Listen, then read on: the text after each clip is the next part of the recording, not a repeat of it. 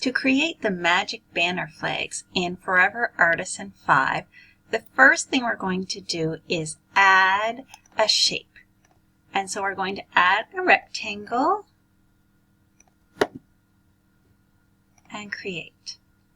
And then you can make the rectangle whatever size you want. And then what we are going to do is edit the shape. And this makes all the little moving ants active. And if we hover over the point until you see your cursor turn to a little dot, you can just move that point straight up. And click OK.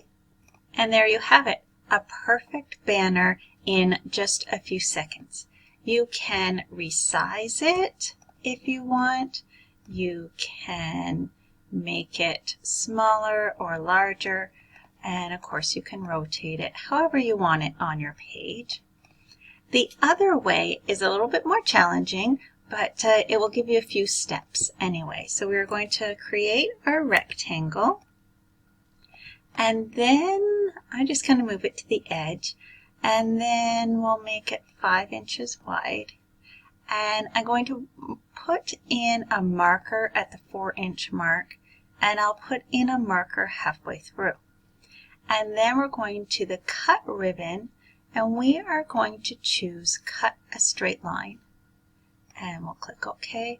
And I usually start at this little gray point, and then I go straight to the point in the middle and straight to the point at the end. And then I'm going to keep the unshaded area and cut. And then I can just remove the tabs, and there we go. A second way to make a banner in Forever Artisan 5. Happy scrapbooking!